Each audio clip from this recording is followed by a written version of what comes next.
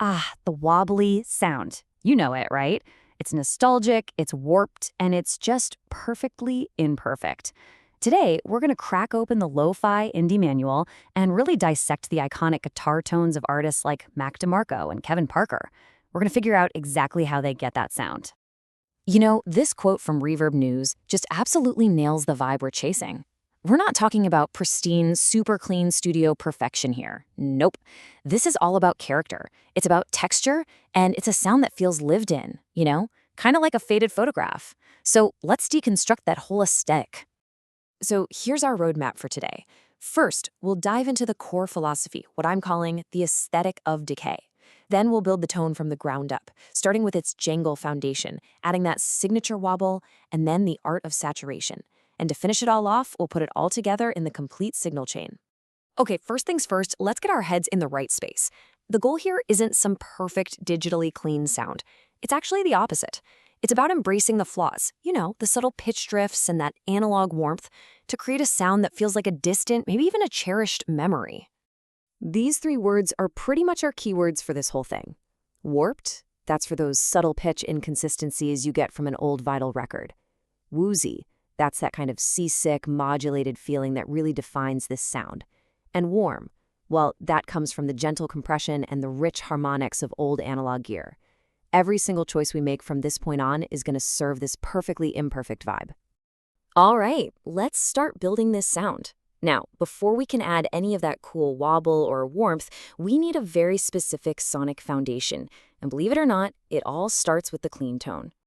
And that foundation is called Jangle. Think bright, articulate, and sparkly. This sound almost always comes from single coil pickups, which is exactly why you see guys like DeMarco and Parker with a Fender Stratocaster so often. It's all about that high-end chime that just cuts through without being harsh. So to get that jangle, you'll see a few core pieces of gear pop up again and again. You've got amps like the Roland JC120. They're famous for their crystal clear cleans, while something like the Fender Twin offers that legendary tube warmth. But the real secret weapon, the thing that kind of makes it all work, is that last item on the list, the compressor. So this gives us a fantastic, practical starting point. On an amp like the JC120, you'd crank that treble up to around 8 for all that high-end sparkle. Then you'd scoop the mids down to about 5.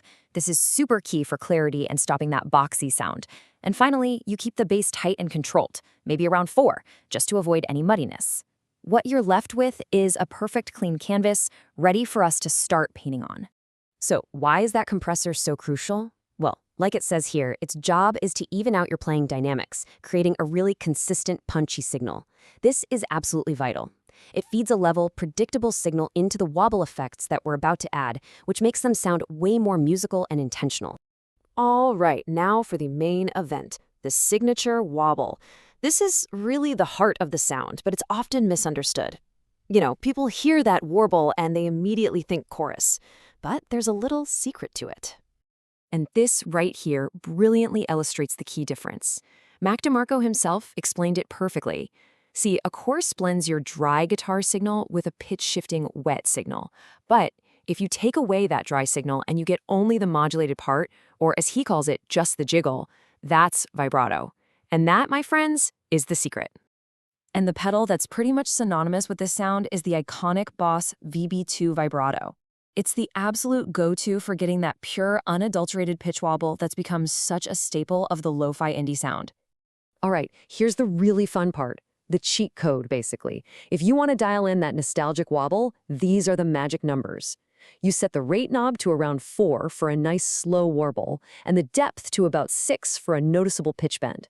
That is the sweet spot. It's not too fast, it's not too deep, it's just right to get that perfect unsteady tape sound.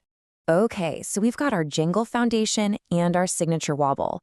The final ingredient is the sonic glue that holds it all together and gives it that authentic vintage warmth, and that is saturation. Back in the analog days, when you recorded to magnetic tape, pushing the signal level would create this beautiful effect. It adds these really pleasing harmonics, it gently squashes the dynamics, and it softens any of those harsh edges. It's kind of like the audio equivalent of comfort food. And it's what gives these lo-fi recordings all their warmth. And look, this connects directly back to our signature wobble. That vibrato pedal is really just our controlled modern way of recreating what old tape machines did totally uncontrollably. As you can see, wow is that slow, seasick pitch drift, and flutter is the faster warble. It's these beautiful imperfections that give analog recording so much character. So, how do we get this sound today without a giant vintage tape machine? Well, we use digital cheats. First, use a pitch modulator plugin with a slow, random LFO to get that authentic wow and flutter.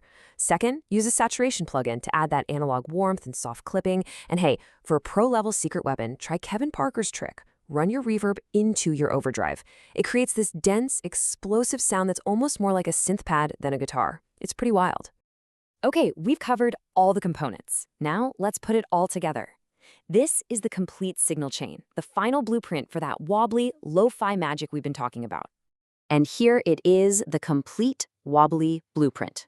You start with a single coil guitar for that foundational jangle. That goes into a compressor first to flatten and punch up the signal. From there, you hit your vibrato pedal for the signature wobble. Then you can add a touch of saturation for that analog warmth. And finally, you run that entire chain into a clean, bright amp like a JC120 or a Fender Twin.